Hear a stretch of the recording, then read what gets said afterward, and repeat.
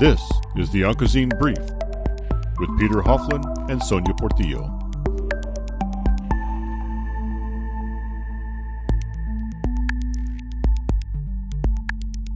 In this edition of the Onco'Zine Brief, we talk with Dr. Joseph M. Connors, clinical professor in the Department of Medicine, Division of Medical Oncology at the University of British Columbia, and the chair of the Lymphoma-tumor-group for the British Columbia Cancer Agency.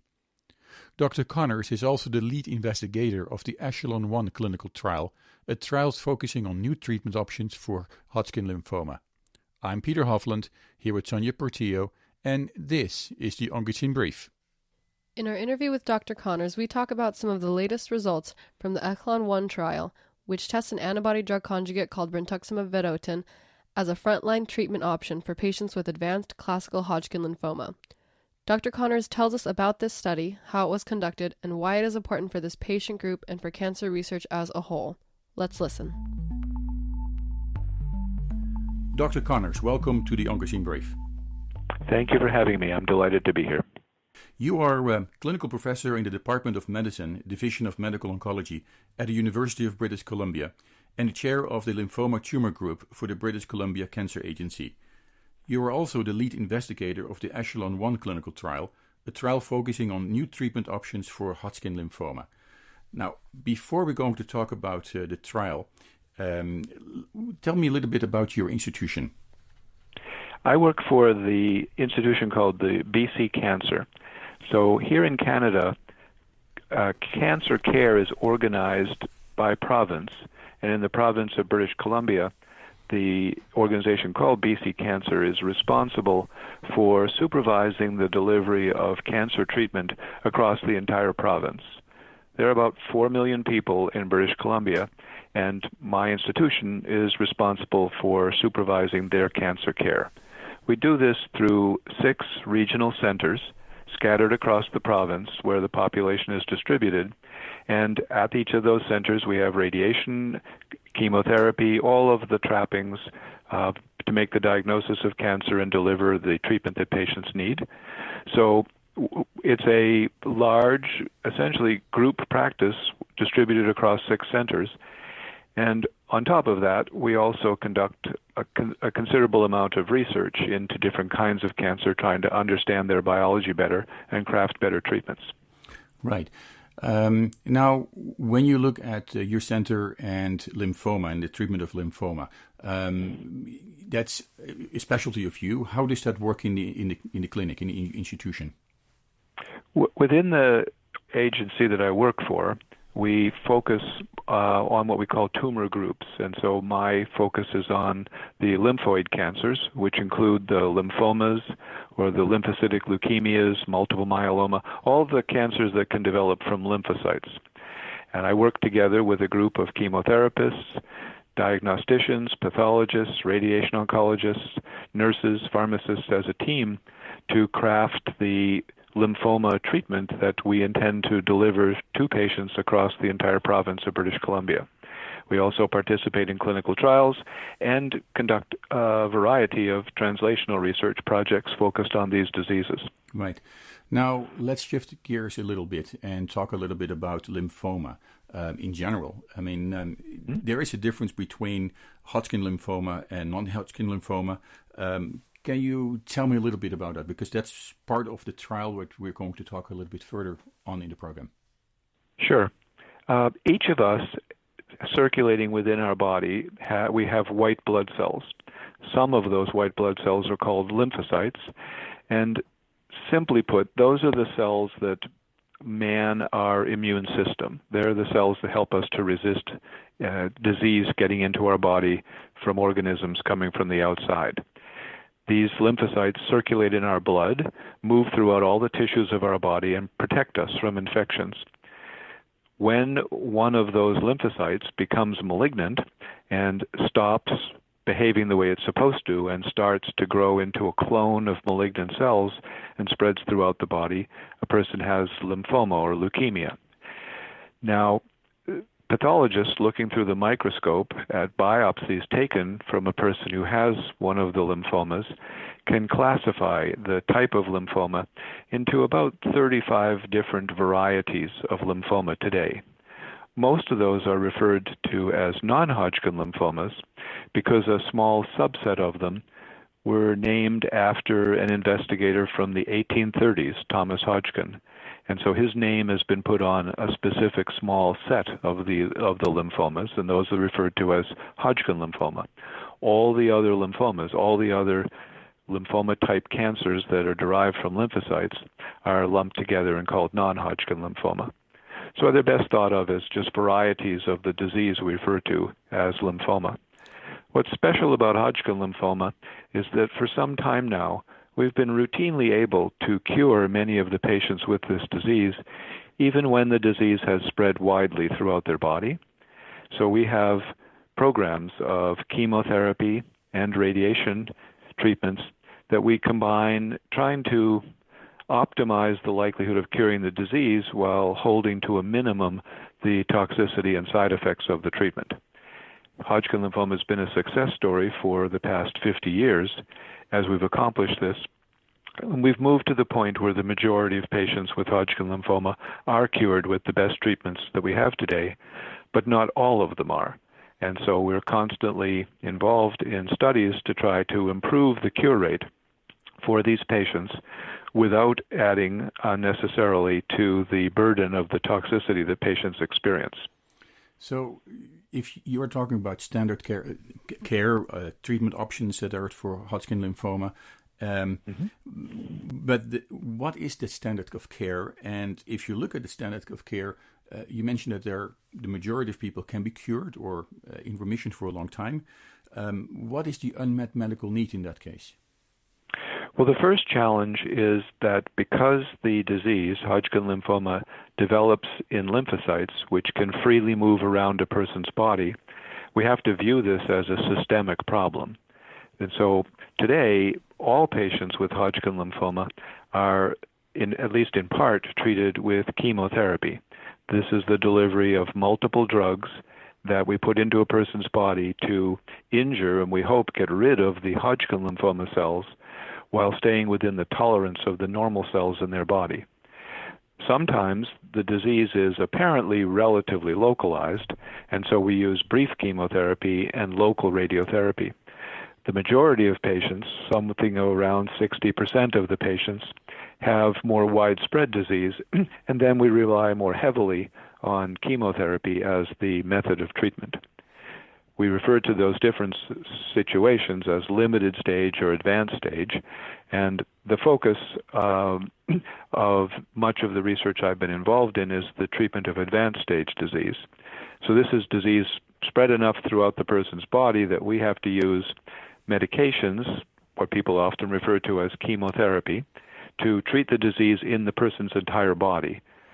A series of infusions of the chemotherapy are typically given over about 6 months of time, and with the best combinations of chemotherapy that we've had until recently, we would anticipate curing approximately 3/4 of the patients, depending upon how much disease they came to us with. So we're trying to improve from that baseline. We're already perhaps curing about 3/4 of patients.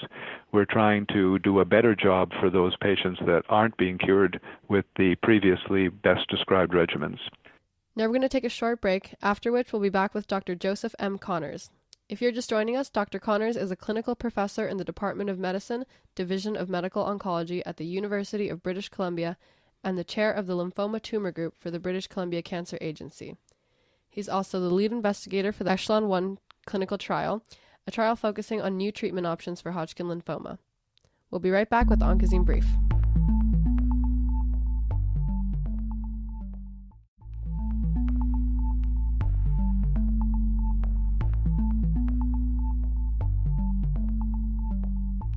And welcome back. This is the Oncozine Brief, and if you're just joining us, our guest today is Dr. Joseph M. Connors. Dr. Connors is a clinical professor in the Department of Medicine, Division of Medical Oncology at the University of British Columbia, and he is also the chair of the Lymphoma-Tumor-Group for the British Columbia Cancer Agency, Clinical Director for the Center of Lymphoid Cancer. He is also the lead investigator of the Echelon-1 clinical trial, a trial focusing on a new treatment option for Hodgkin's lymphoma.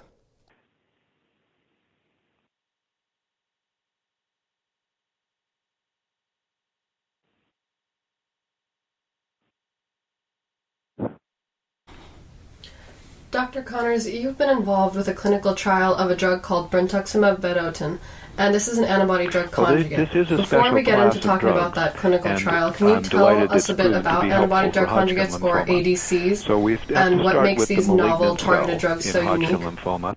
As with all cells, it has characteristics on its surface, chemical structures that are on the surface.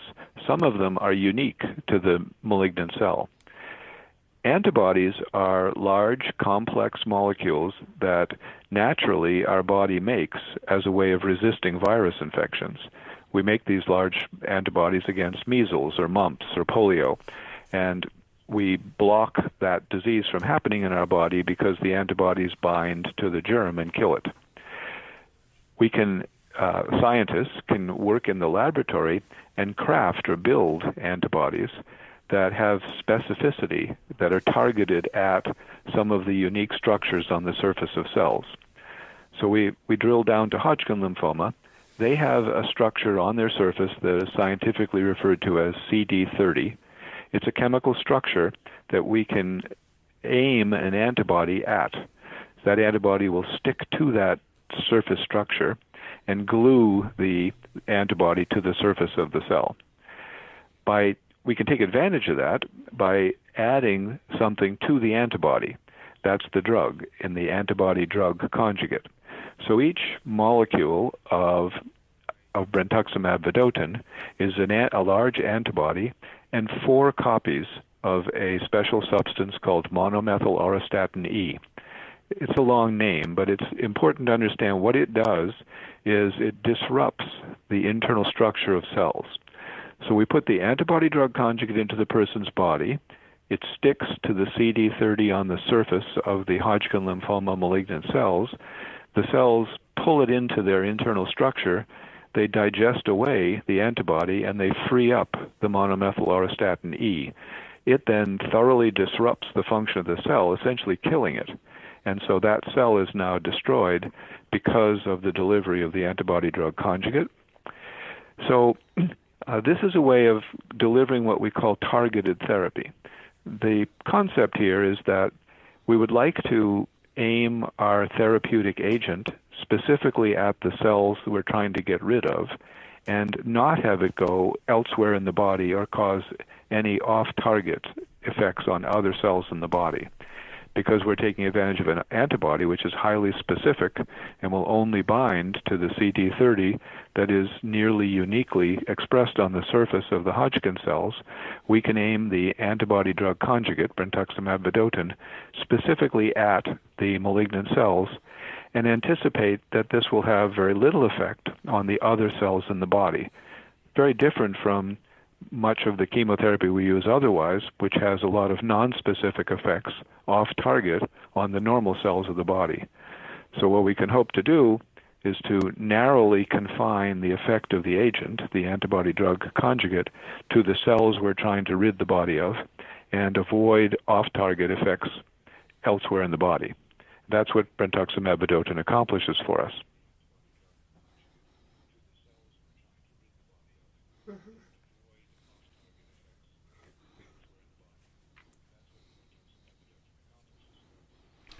Now, Dr. Connors, I mean, before the break, we were talking a little bit about lymphoma, about your institution, about antibody-drug conjugates as new targeted therapies for Hodgkin lymphoma. But let's talk a little bit further about the Echelon-1 trial.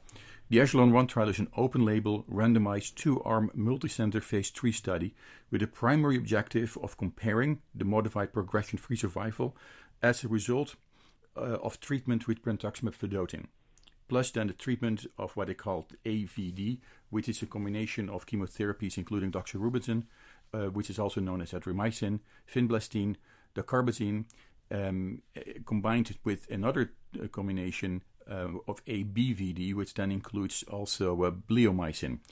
Now, before we're going to talk a little bit about this trial and the impact it has, our listeners probably sometimes have questions about the terminology that we use. In order to determine if a new treatment is better than a previous treatment, we have to carefully compare giving the new treatment to some patients and the old treatment to some other patients. And we want to make sure that the two groups of patients are very similar, so that anything that emerges as a difference is entirely due to the different treatment that we used. So an open label trial simply means that everybody knows what's being done. The doctors know what they're administering, the patients know what they're receiving, and so everyone understands they're either receiving ABVD, the 4-drug standard chemotherapy, or half of the patients are receiving AVD, 3 of those drugs without the bleomycin, but with the addition of the brentuximab-vedotin. Now, it's important to understand that in an open-label trial, everybody knows what's going on, and so we have to protect against people making choices that would actually affect the outcome of the trial. To do that, we randomly assign people, a flip of the coin.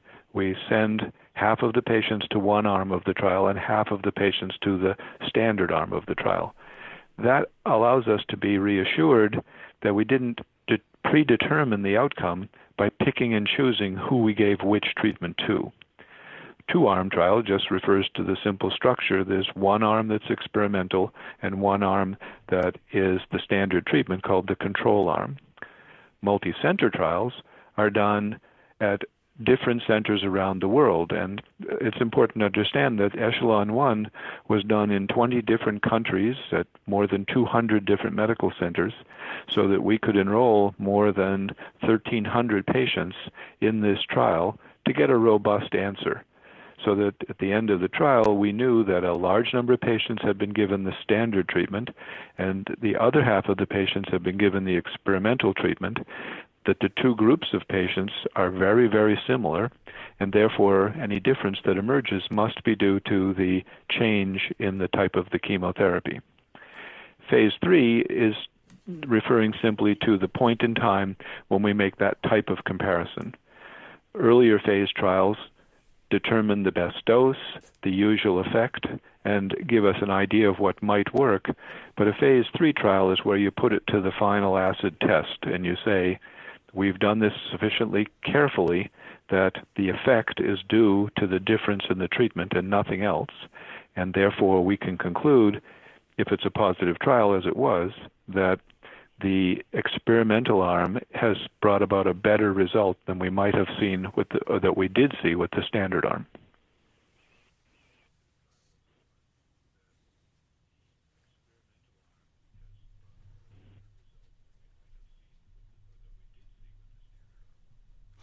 So when you talk about the clinical trial, in this case, you said about randomization.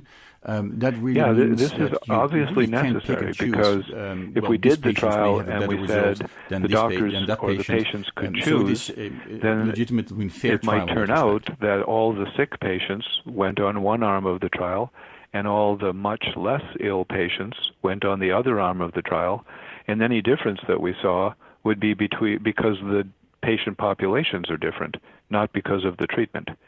The randomization eliminates that risk and assures us that we didn't pick and choose, and therefore the outcome difference has to be due to the difference in the intervention.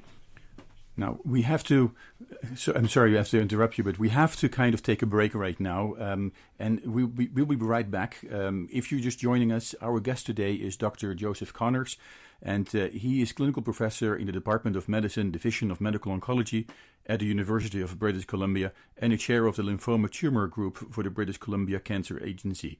He is also the lead investigator in the Echelon 1 trial, a trial focusing on new treatment options for Hodgkin lymphoma. And we'll be right back. I'm Peter Hofland here with Sonia Portillo, and this is the Onco'Zine Brief.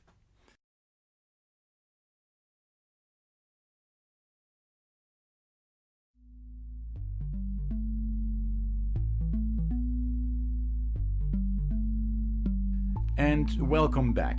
This is the Onco'Zine Brief, And if you're just joining us, our guest today is Dr. Joseph Connors. Dr. Connors is clinical professor in the Department of Medicine, Division of Medical Oncology at the University of British Columbia, and a chair of the lymphoma-tumor-group for the British Columbia Cancer Agency. He is also the lead investigator of the Echelon-1 trial, a trial focusing on new treatment options for Hodgkin lymphoma.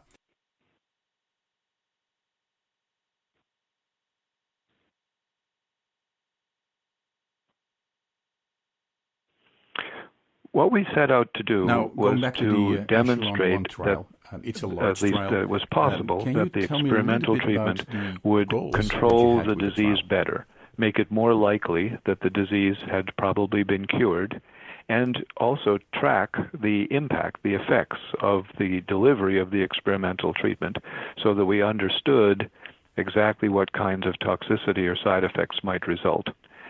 So as I said, we did this in 21 countries, 218 different clinical sites, more than 1,300 patients, and did it in such a way with rigorous controls on each of the steps so that we would be confident that the difference that we see was due to the experimental intervention.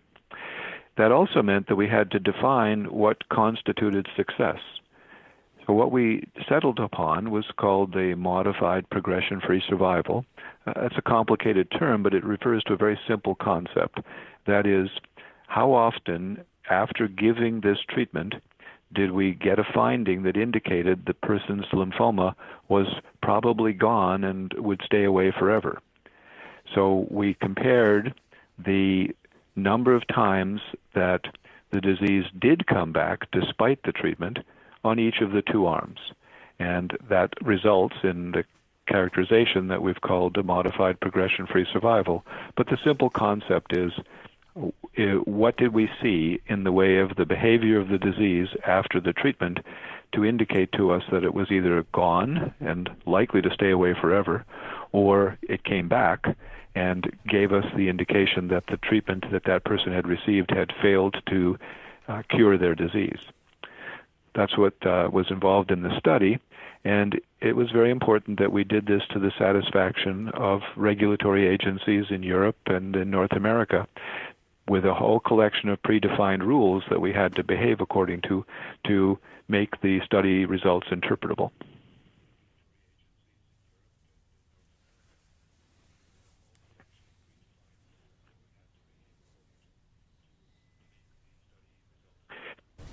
I see. Now you mentioned this modified progression-free survival, or exactly defining MPFS. what constitutes What's the difference success or between not. MPFS So it's and rather straightforward. progression-free If survival, we give a or treatment to the PFS? person, their disease goes away and then it comes back again. That's a progression of the disease, and it makes evident that the treatment didn't work. Unfortunately, sometimes, despite our best efforts, with the intervention, people wind up dying either from their disease or from a complication of the treatment, and that's an obvious lack of success, the death. But there's an intermediate finding, and that is a person who gets better, the tumor shrinks, the disease partially goes away, but some of it is still there despite the primary treatment. So we defined a very clear-cut set of rules to say, if the person had clear-cut evidence of persistence of the lymphoma and the doctors taking care of the patient were sufficiently convinced of that they stepped in and gave a different treatment, another treatment beside the one that the patient was initially assigned to, that would also be defined as a failure of the primary therapy. So progression didn't occur. The person didn't get worse. They just stayed ill from the lymphoma. They hadn't died, so we hadn't met either the progression or death criteria, but we did have a carefully defined other state of failure, and that was the modified progression-free survival. So we had three ways of defining that the treatment didn't work, and that's what we compared between the two arms of the trial.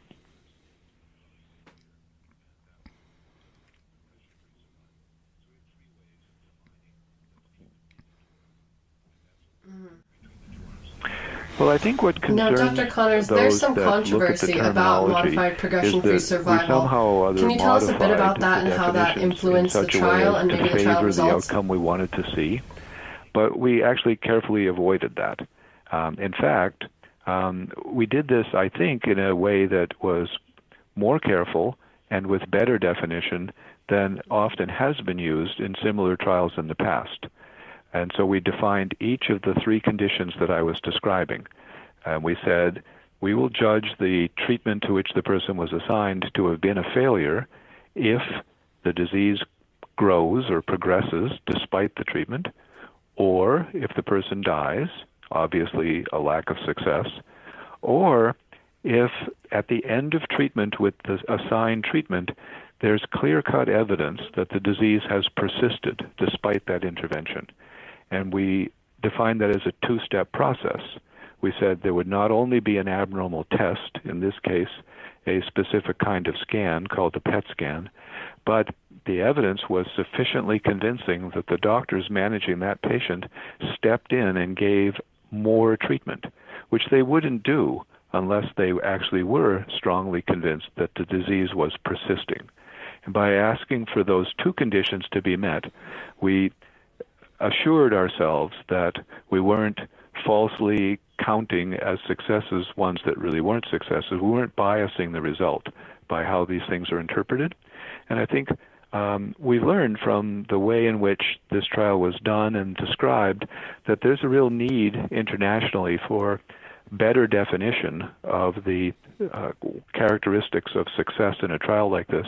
And there's been agreement that this should be rediscussed at an upcoming international meeting focused on Hodgkin lymphoma, and we'll be part of a workshop that will focus on this and arrive at the best way to characterize the success or failure of primary treatment.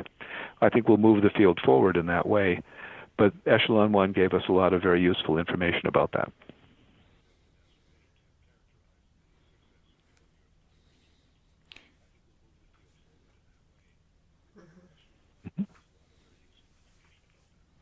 Now, another one of the objectives of the Echelon 1 trial is well, the concept is straightforward. Overall survival means staying alive. Can you so tell us a little bit what that means? The only outcome that's judged to be a failure is if the patient dies. All the patients that stay alive are judged to be a success. The challenge in interpreting matters with regard to Hodgkin lymphoma is that we do get a clear-cut second chance at curing the disease. By that, what I mean is, consider a person who gets the standard usual treatments, say ABVD or something similar to it, go through all their treatment, the disease appears to be gone, time goes by, and the disease comes back. We can step in at that point and treat the person with a marked increase in the dosing of the chemotherapy. We ramp up the doses to very high levels and help them to successfully get through that treatment with what's referred to as a autologous stem cell transplant or a bone marrow transplant. And that sometimes works. So now you have to think, what we'll see when we look at overall survival is the impact of both the primary treatment and that secondary treatment. And since that secondary treatment can rescue people from failure of the primary treatment, when we're comparing the overall survivals, we're actually comparing the two strategies. That is, the primary treatment plus the impact of the high-dose treatment and autologous stem cell transplant. So, go ahead. Yeah. Sure.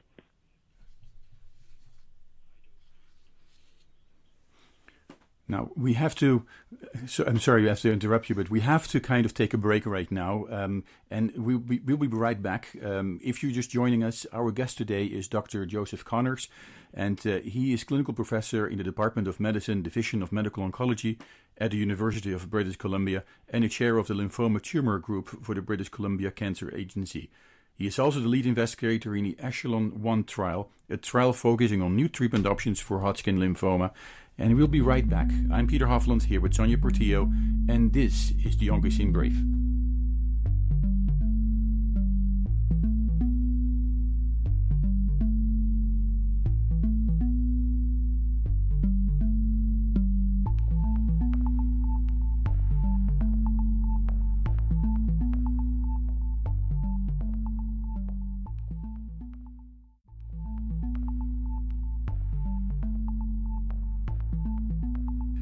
And welcome back.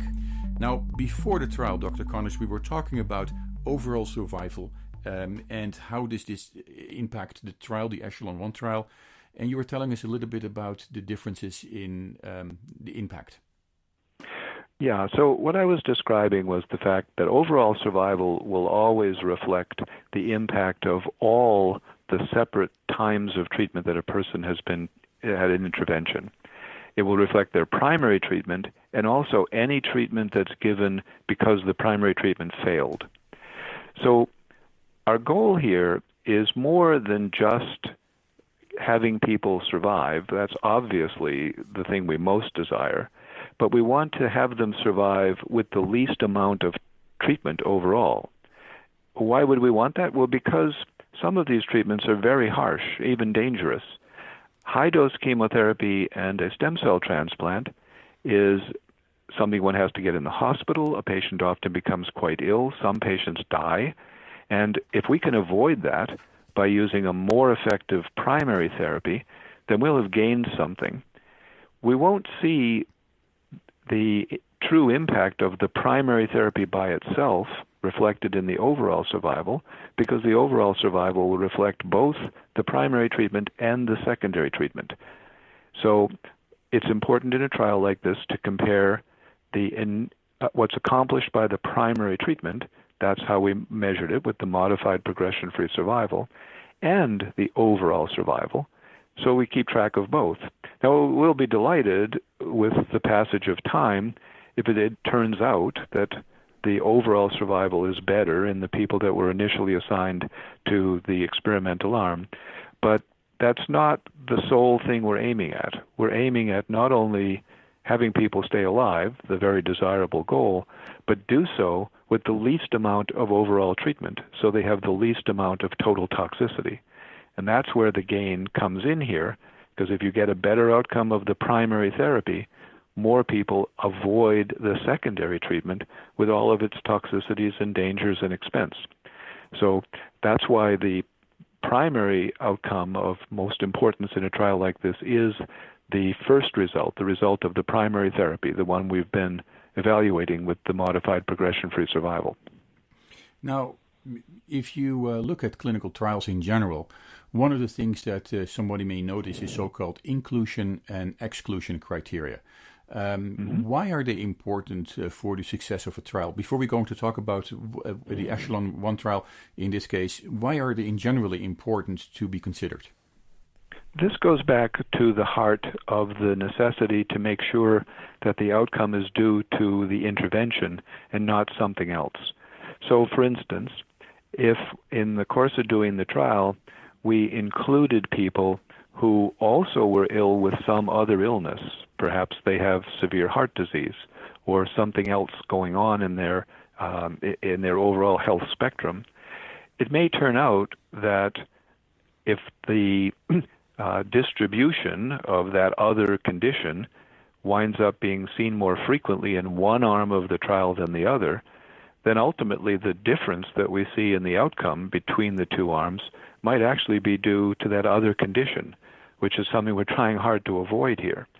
So we try to keep the situation to as purely confined to the variable we want to examine as possible. So that does mean that we purposefully don't include people who have conditions that would obviously confuse matters. So perhaps an example would help.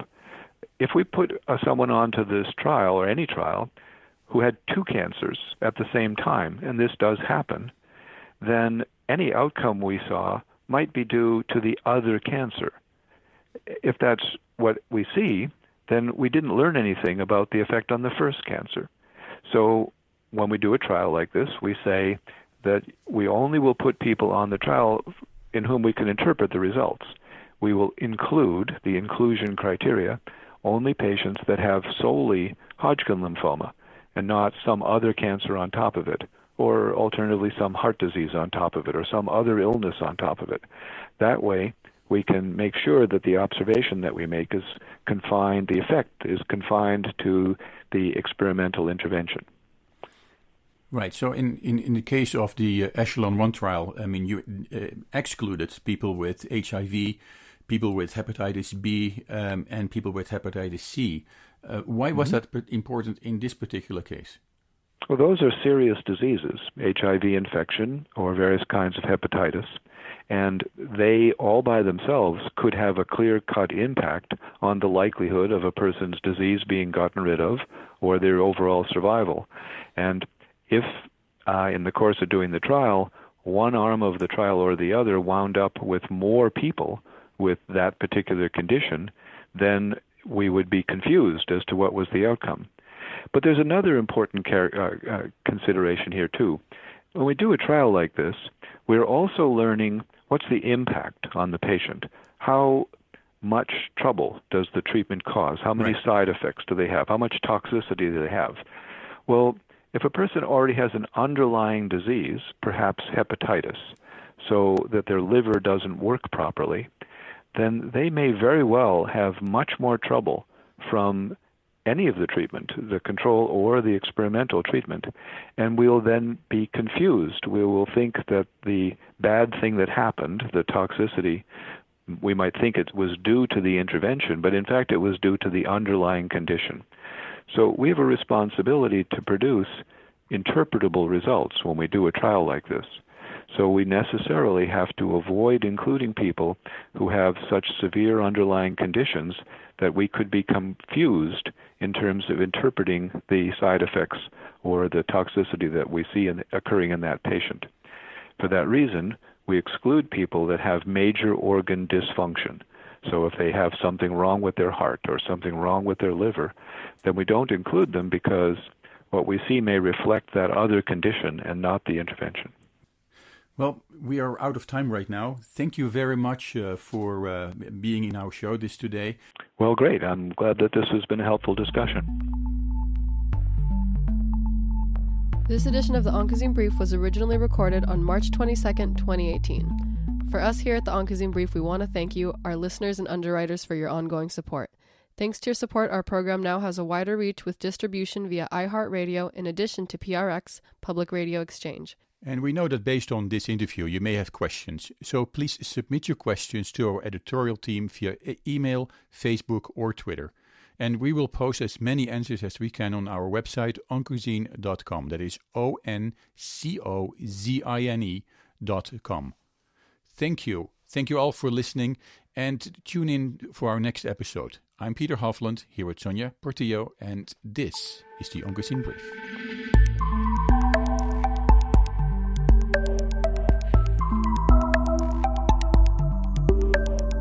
The Onco'Zine Brief is produced for Sun Valley Communication by Peter Hofland, Sonia Portillo, Evan Wendt, David Kaler, and Sean Mayer, and distributed by InPress Media Group.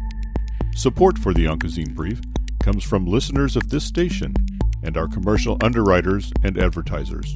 For more information about underwriting and sponsoring options, contact Sean Mayer in California at 949-923-1660 or visit our website at Onco'Zine.com/underwriting.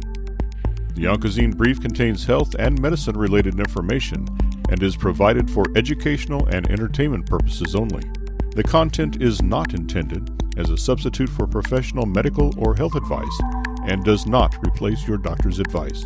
Your doctor is the best person to answer questions about your personal health. If you hear something in this program that doesn't agree with what your doctor has told you, ask him or her about it.